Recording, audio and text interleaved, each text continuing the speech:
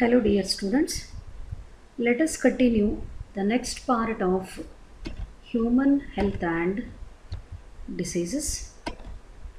In the previous video, I explained about how the development and spreading of the disease can be controlled and it can be prevented. The next bit of the topic is with respect to the study of immunity. So in the first half of the chapter, you have studied about the common diseases that are affecting the humans caused by the pathogens. Pathogens are nothing but disease causing organisms. Some bacterial diseases like typhoid and pneumonia, helminthic disease like ascariasis and filariasis, viral disease like common cold, protozoan disease like amoebiasis and plasmodium vivax, which is causing malaria. Apart from that, the infection caused by fungi, it is the ringworm. All these are the common diseases that you have studied in the first half of the topic, and in the next half of the chapter you are going to study about immunity. What is immunity? Which system of the body is providing immunity? How many types are there in the immunity? What are the different structures providing this immunity? And what is the importance of immunity to the human body? So let us move to the details of immunity. Immunity means ability of the host, that means organism, to fight the disease causing organisms conferred by the immune system is called immunity. The ability of the host to fight the disease causing organism. Ability of the host to fight against the disease causing organisms which is conferred by the immune system is called immunity. What it means? See, every day our body is exposed to different pathogens, even to the dust particles. But every day we don't suffer from disease. ಪ್ರತಿದಿನ human body ಬಹಳಷ್ಟು ಬೇರೆ ಬೇರೆ ಥರದ ಪ್ಯಾಥೋಜನ್ಗಳಿಗೆ expose ಆಗ್ತದೆ. And dust ಪಾರ್ಟಿಕಲ್ಸ್ಗಳಿಗೆ expose ಆಗ್ತದೆ. But ಪ್ರತಿ ದಿವಸ ನಮಗೆ ಡಿಸೀಸ್ ಬರುವುದಿಲ್ಲ. Every day we don't suffer with the disease. Then how it is possible? Because that fighting capacity is there for the body against the disease causing organism. Whenever the disease causing organisms enter the body, the immune system, it fights against that disease causing organism. It never welcomes. ಚಲೋ ಬಂದಿದ್ದು ಬಾ body ಒಳಗೆ ಸೇರ್ಕೊಂಡು ಅಂತ ಹೇಳಿ ಆ disease causing ಆರ್ಗ್ಯಾನಿಸಮಿಗೆ ಅದು welcome ಮಾಡ್ಕೊಳ್ಳೋದಿಲ್ಲ. ಯಾವುದೇ ಡಿಸೀಸ್ ಕಾಸಿಂಗ್ ಆರ್ಗ್ಯಾನಿಸಮ್ ಬಾಡಿನ ಸೇರಿಕೊಂಡಾಗ ಅದನ್ನು ಡೆಸ್ಟ್ರಾಯ್ ಮಾಡಲಿಕ್ಕೆ ನಮ್ಮ ಬಾಡಿಯೊಳಗಿರುವಂಥ ಒಂದು specific system. What is the name of that specific system? It is immune system. It fights against the disease causing organism, and that ability to fight with the disease causing organism is called immunity. Disease causing organisms against fight ಮಾಡೋ ability ಏನದ ಅದಕ್ಕೆ ಏನಂತ ಕರೀತಾರೆ? It is called immunity. And remember, the immunity is provided by immune system. It is specific system of our body which recognizes the disease causing organism. ಯಾವುದೇ disease causing organism body ಒಳಗೆ ಬಂದಾಗ ಅದನ್ನು recognise ಮಾಡುವಂಥ system ಯಾವುದದ ನಮ್ಮ body ಒಳಗೆ? It is the immune system. And this immune system is providing immunity, and immunity is the ability of the host to fight the disease causing organisms which is conferred by the immune system. Then how many types are there in the immunity? The immunity is of two types. innate immunity, it is one type of the immunity, and another is acquired immunity. How many types are there in the immunity? There are two types, innate immunity and one more is acquired immunity. What is the meaning of innate immunity? Innate immunity, innate means inborn. That means this immunity is present by birth itself. ಹುಟ್ಟಿದಾಗಿನಿಂದನೇ ಇರೋವಂಥ ಇಮ್ಯುನಿಟಿಗೆ innate immunity ಅಂತ ಕರೀತಾರೆ. That is nothing but inborn immunity. The immunity which is present by birth it self. ಒಂದು human baby ಬರ್ತ್ ಆಗಿದ್ದ ಟೈಮಿಂದನೇ ಹಿಡ್ಕೊಂಡು ಯಾವ immunity ಇರ್ತದೆ ಆ ಇಮ್ಯುನಿಟಿಗೆ ಏನಂತ ಕರೀತಾರೆ? ಇನ್ನೇಟ್ ಇಮ್ಯುನಿಟಿ ಅಂತ ಕರೀತಾರೆ. Then one more term is there, acquired immunity. Acquired immunity is nothing but adaptive immunity. ಅಂದರೆ ಡೆವಲಪ್ ಮಾಡ್ಕೊಂಡಂಥ immunity. Whenever body is exposed to disease causing organism, it develops the specific kind of immunity called acquired immunity. ಅಂದರೆ ಗಳಿಸಿಕೊಂಡಂಥದ್ದು ಅಥವಾ ಬೆಳೆಸ್ಕೊಂಡಂಥದ್ದು.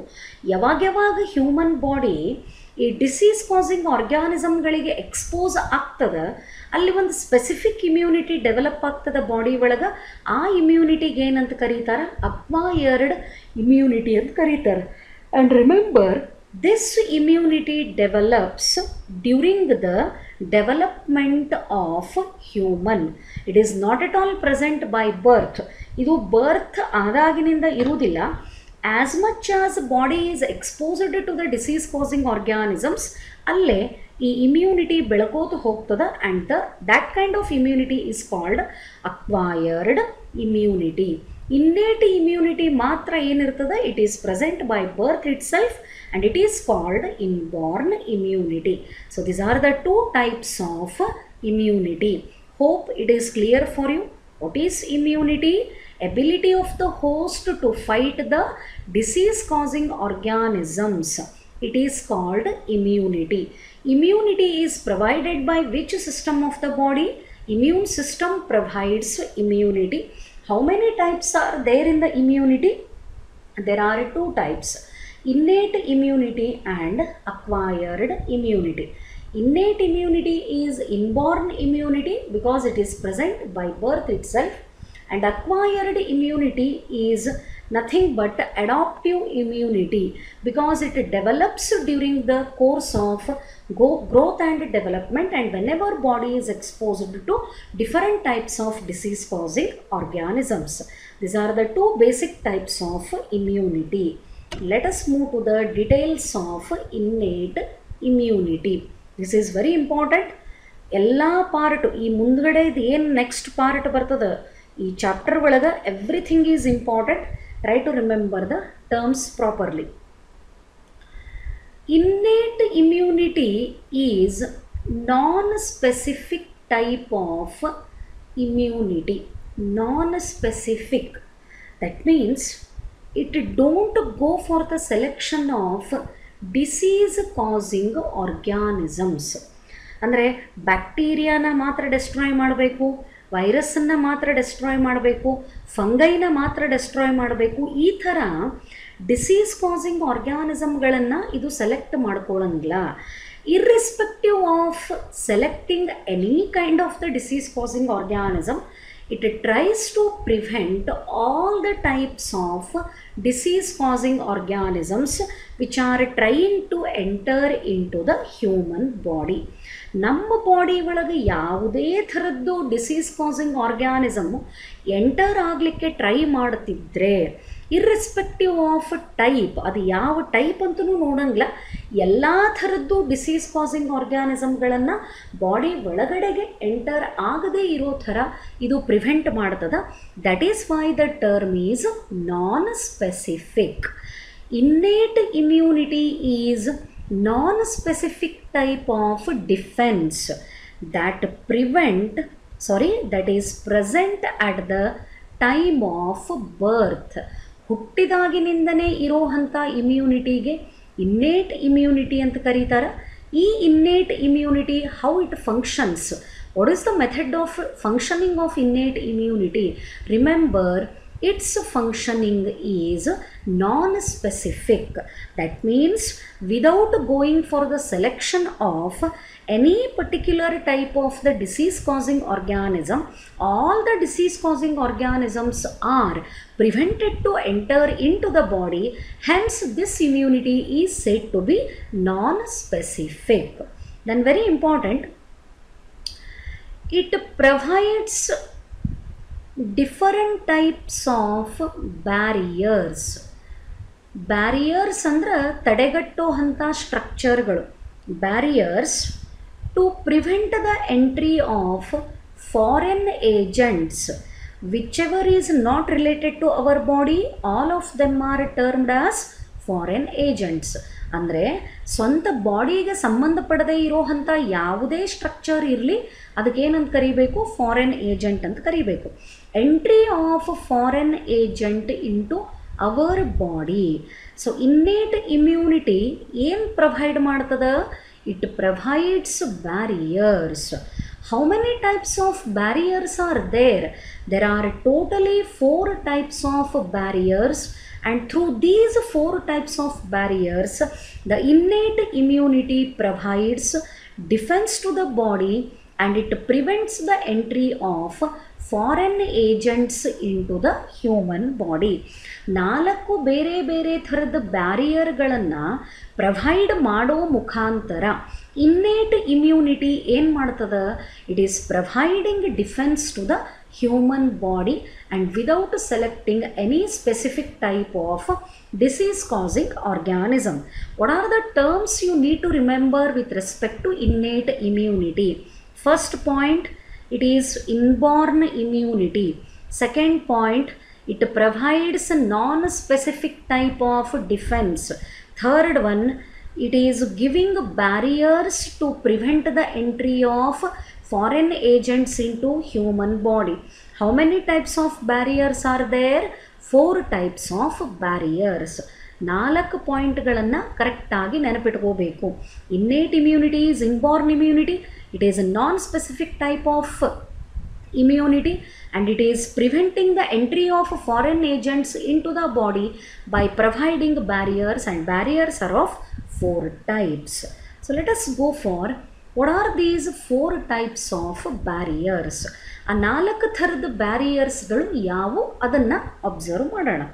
So first one physical barrier, second one physiological barrier. Don't get confused with the terms. First one is physical barriers, second one physiological barriers, third one cellular barriers, fourth one cytokine barriers. These are the 4 different types of barriers which are provided by innate immunity, and all of these are present by birth itself. ಹುಟ್ಟಿದಾಗಿನಿಂದನೇ body ಒಳಗೆ ಇವು ಯಾವಾಗಲೂ present ಇರ್ತಾವೆ. ಈ 4 ಥರದ ಬ್ಯಾರಿಯರ್ಗಳು ಯಾವ immunity ಒಳಗೆ include ಆಗ್ಯಾವ? They are included in the innate immunity.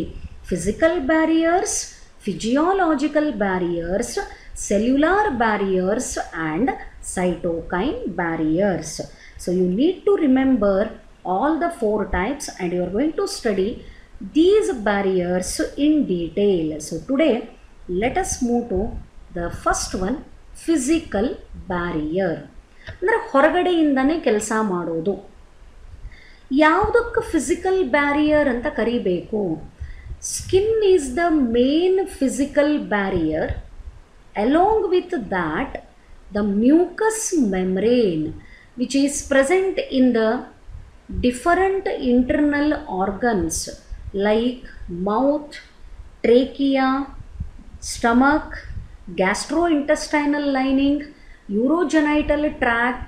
All these parts of the human body are internally lined by mucous membrane.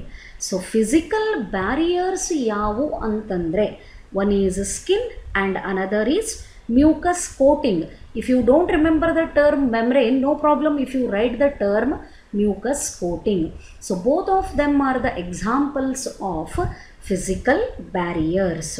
Skin and mucus coating of the epithelium lining, both of them are functioning as physical barriers.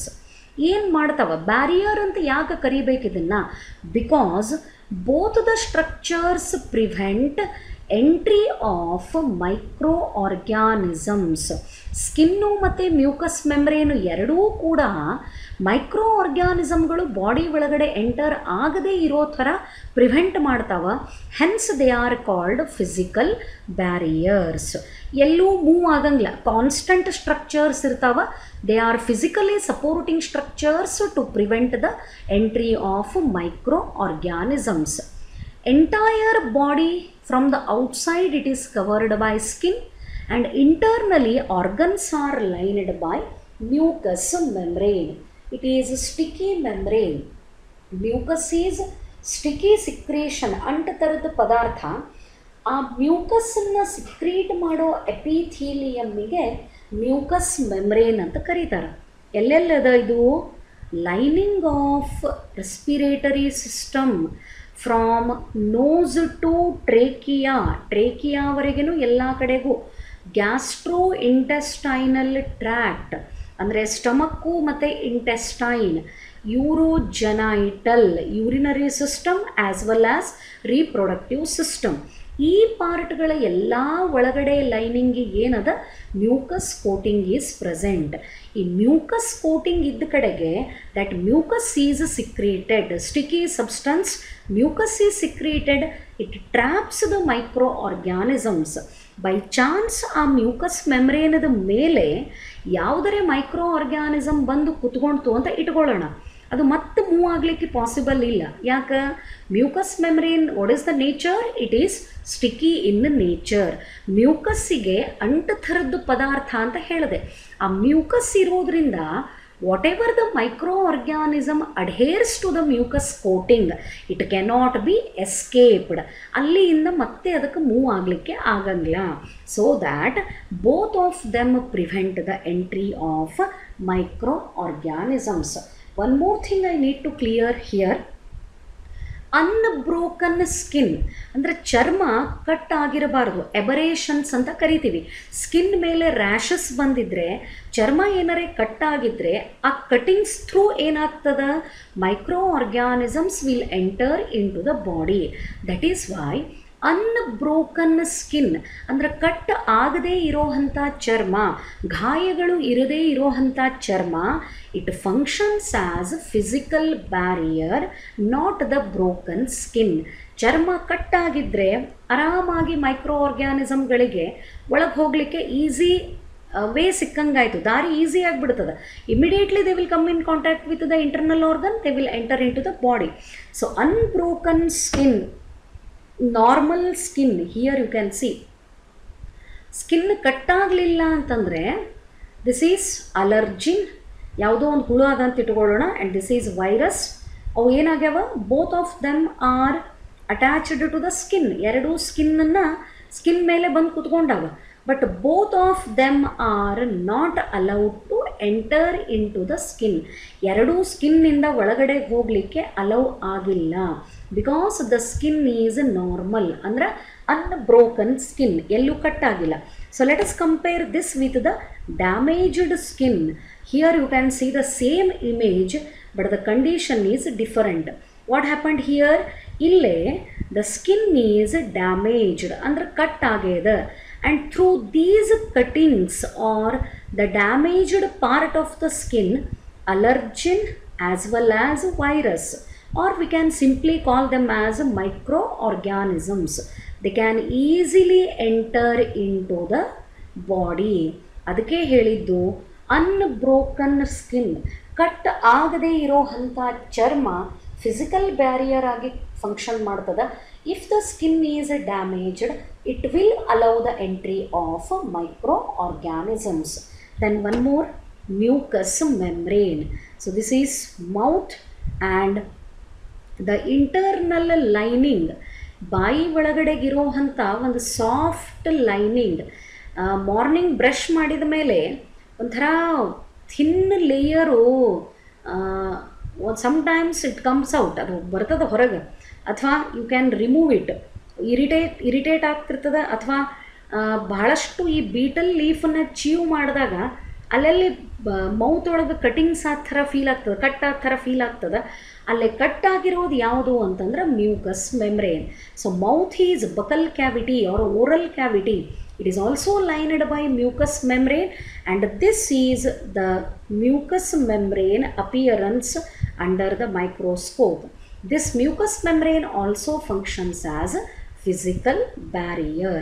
So surface ಮೇಲೇನೆ ಯಾವುದು micro organism ಎಂಟ್ರಿನ prevent ಮಾಡ್ತದೆ ಅಂತಂದ್ರೆ one is skin and another is mucus coating. Both of them are examples for physical barriers. Hope this explanation is clear for you, and don't forget to make the practice of life cycle of malarial parasite. It is Plasmodium, along with the diagrams of sexual reproduction in flowering plants and human reproduction, because you need to start the countdown for the reopening of college. College ಬಹಳಷ್ಟು ಬೇಗ reopen ಆಗುವಂಥ ಎಲ್ಲ chances ಅವ. Most probably ನೀವು ಇವತ್ತಿನ ಪೇಪರನ್ನು ಓದಿದರೆ, parents permission ತೊಗೊಂಡು ನೀವೇನಾರು ಡಿಸ್ಕಸ್ ಮಾಡ್ತಿದ್ರೆ from 9th standard to 12th standard the students can visit the college ಅಂತ ಹೇಳಿ ಒಂದು ಮೆಸೇಜ್ ಇತ್ತು ವಿಜಯ್ ಕರ್ನಾಟಕ ಪೇಪರ್ ಒಳಗೆ, ಫ್ರಂಟ್ ಪೇಜ್ನಾಗೇ ಇತ್ತು. So don't be under the wrong impression, ನಮ್ಮ ಈ ವರ್ಷ ಕಾಲೇಜ್ ಸ್ಟಾರ್ಟ್ ಆಗಂಗಿಲ್ಲ, ನಾವೇನು ಹೀಗೆ ಪಾಸ್ ಆಗ್ತೀವಿ. Highly impossible. Don't develop all those negative things in your mind. Only the thing you need to do is, you have got sufficient time till the reopening of college. Your responsibility or else duty, conscious duty is to make the practice of all the chapters which are completed. So bio ಒಳಗೆ ಏನೇನು complete ಮಾಡೀನಿ ಅದನ್ನೆಲ್ಲ ನೀವು must and should practise ಮಾಡಲಿಕ್ಕೆ ಬೇಕು. You have got sufficient time, you can go for the preparation also. ಯಾವಾಗೋ video upload ಮಾಡ್ತೀವಿ, ನೀವು ಯಾವಾಗೋ ನೋಡ್ತೀರಿ. Specially girls are not watching the videos. Definitely you will suffer when the college will reopen, because ಅವಾಗ time short ಆಗ್ತದೆ. Next ಎಲ್ಲ ಚಾಪ್ಟರ್ಗಳು ಮುಗಿಬೇಕು, test conduct ಮಾಡ್ತದೆ, ಪ್ರಿಪ್ರೇಷನಿಗೆ ಟೈಮ್ ಇಲ್ಲ ಅನ್ನೋ ಅಂಥ ಯಾವ ಸಿಲಿ ರೀಸನ್ಸ್ಗಳನ್ನು ನೀವು ಕೊಡಬಾರ್ದು. So do watching the videos and try to make the practice of all the answers. ಏನರೇ ಡೌಟ್ಸ್ ಇದ್ದು ಅಂತಂದ್ರೆ ಕಾಂಟ್ಯಾಕ್ಟ್ ಮಾಡಿರಿ, ಕೇಳ್ರಿ. So rest of the things I hope you are doing practice of all the diagrams, and this explanation is hope clear for you. Thank you.